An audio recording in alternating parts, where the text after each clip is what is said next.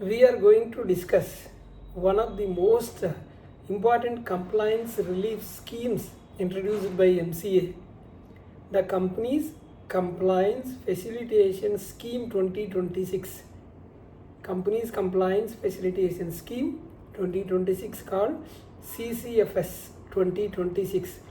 This is extremely important for private companies, public companies, startups, MSMEs, inactive companies, defaulting companies having a pending ROC filings. So the MCA has provided a major opportunity for companies to become compliant by offering 90% of waiver on additional filing fees. So the simplified compliance procedures and reduced financial burden on the companies, immunity from prosecution in certain cases, and easier options for dormancy and strike off.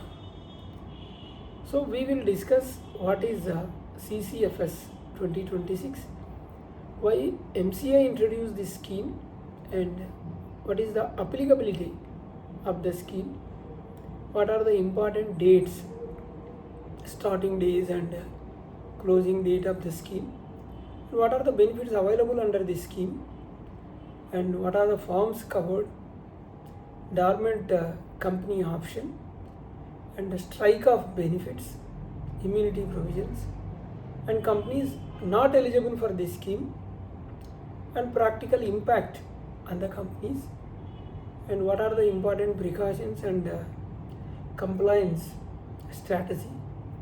This is what we are going to discuss. So watch this video completely, because this scheme may save companies from huge penalties and future legal complications.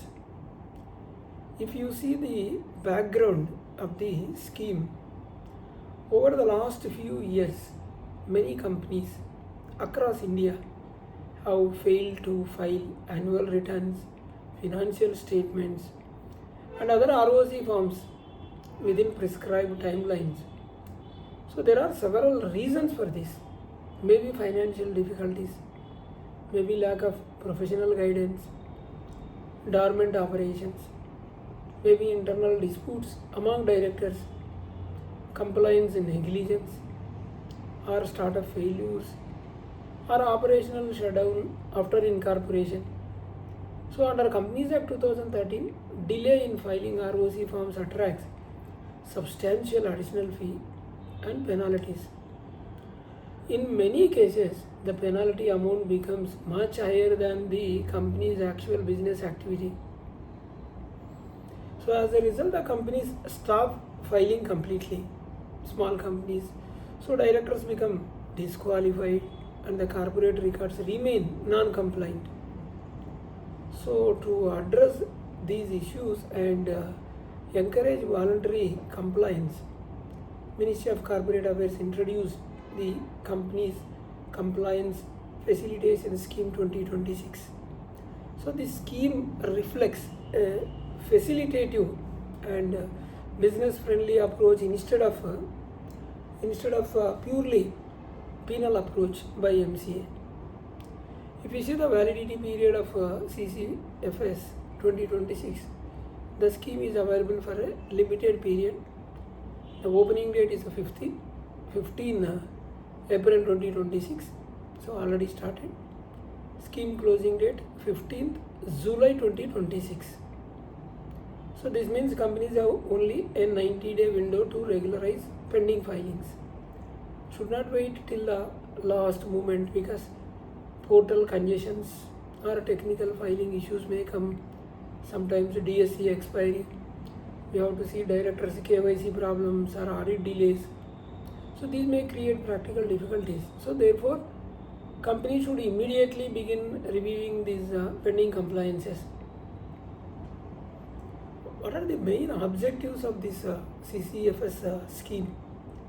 It has been introduced with multiple objectives. If you see, this will improve corporate compliance.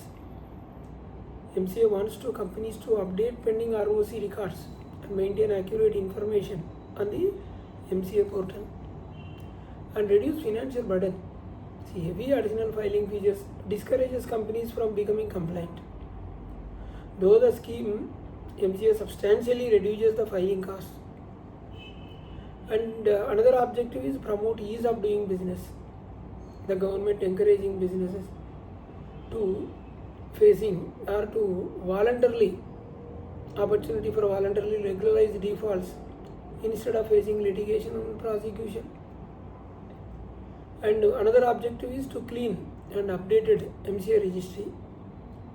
The scheme helps MCA maintain updated records of active companies and dormant entities, defunct companies. So the biggest benefit we see here, 90% of waiver. This is the biggest benefit. 90% of waiver on additional features. So this is the most important feature of CCFS-2026. Normally delayed ROC attract like a normal filing fee plus heavy additional fees calculated based on the number of days delayed. So under CCFS, the companies need to pay normal filing fee and 10% of the additional fees. So 90% waiver on additional filing penalties. This is a massive relief for defaulting companies. Example I will give you, suppose ROC filing fee for the form 600 rupees. Because of the delay, the additional fee is 50,000. Example. So under these circumstances, total payment become 50,600. If you see under CCFS, 600 normal fee will be there. In that 50,000, only 10% he has to pay. Only 5,000. So total 5,000 additional fee plus 600. Instead of 50,600, the company has to pay 5,600. This is one example I am giving. Massive relief significantly reduces the compliance burden. So ROC filings, the scheme mainly covers annual returns, MGT7, MGT7A, AOC4, AOC4, XBRL, AOC4, CFS, even annual filing related to 1956 Act. So the scheme may also permit filing of various pending statutory forms pending on MCA notification and technical enablement. So the company should carefully verify. There are other forms also covered on this scheme. So carefully the companies verify the filing status and due dates and eligibility before proceeding. Opportunity to restore the compliance status. Many companies are currently marked as a defaulting companies, non-compliant companies, or inactive fillers. So by filing these pending documents under CCFS 2026, now the companies can restore their compliance status and improve corporate credibility and avoid future regulatory actions.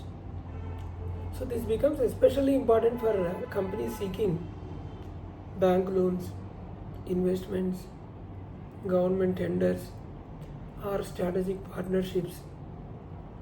So these are all the cases where it is mandatory, and we will see the dormant company benefit under this scheme. We will discuss. This is another feature. Some companies are inactive, but promoters do not want to close the company permanently. So for those companies, MCA provides this option to obtain a dormant status. File MSC 1 form under this scheme. So you will get 50% of waiver of the normal fees. So what is a dormant company? Legally existing but not carrying significant business operations. So this option is useful for future projects or intellectual property holdings, IPR holdings, land holding companies, startup reserve entities. So to temporarily inactive business, the companies having temporarily inactive business, so they can apply for a dormant status, reduce compliance burden while preserving corporate existence. Another advantage, simplified strike off option. Let us discuss the practical relief available under this scheme. Some companies have permanently stopped operations, have no future plans, and want to legally close the company. So, for those companies, MCA provides simplified strike off benefits. STK2 filing. This is the form. Under CCFS 2026, the companies need to pay only 25% of applicable filing fees. Only 25%. Substantially reduces to close the records. Advantage of strike off under this scheme, this helps avoid future penalties, prevent compliance accumulation, and reduces uncertainty or reduces unnecessary audits and filing expenses. You can go for STK2. So formally exit from the corporate structure. So many inactive private companies may prefer this option now. So CCFS 2026 mainly applies to companies with pending ROC filings, companies that fail to file annual returns, companies with pending financial statements, inactive companies, and defaulting entities seeking compliance restoration. Not eligible. There are certain companies not eligible under CCFS scheme. So this does not apply to certain categories like companies already under final strike off notice. So if a final action already been initiated by register of companies, such companies may not receive these benefits. And dissolved companies. Companies already dissolved are outside the scheme. Amalgamated or merger companies. Merged entities are generally excluded. Companies already applied for dormant status earlier. So certain prior dormant applicants may not qualify for specific benefits. And vanishing companies. Companies categorized as a vanishing companies are not eligible. Like promoters disappear. Records are unavailable. Or fraudulently activities are the company's activities are suspected. Not eligible. These are the companies not eligible for these benefits under CCFS. So the major benefits under this scheme is huge cost saving, that is 90% waiver on additional fee, and then compliance regularization. So these companies can clean up pending ROC all records, reduce the legal risk, and lower exposure to adjudication, penalties, prosecution, and director disqualification risk. So this opportunity that lowers this exposure and business continuity. So companies regain operational credibility and easier funding opportunities because the investors will see the compliance. Better corporate governance with this scheme. Even MSMEs and startups. So this scheme is particularly beneficial. Even family-run companies and small private companies, because many small companies stopped compliance because of these penalties became unaffordable. So CCFS 2026 gives such companies a fresh opportunity to restart compliance at lower cost. So the practical steps now I will explain. Conduct compliance review first, like check pending annual returns, what are pending financial statements, director KYCs, DIN status, DSC validity, and other pending ROC forms. Then prepare financial statements. Coordinate with auditors, accountants, compliance professionals. You can calculate filing exposure. You can estimate because what is the normal filing fee and reduced additional fees and total expected outflow. That can be calculated. And then decide future status, whether active continuation, dormant status, or strike off. So file before deadline. Do not wait till July 2026, because the last minute filing pressure may create technical complications.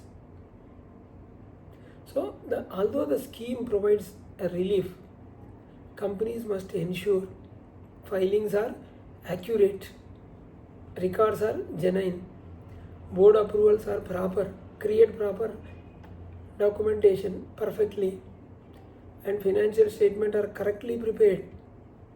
False or misleading filings may still attract legal action. So the scheme should be used for genuine compliance restoration. Thank you for watching.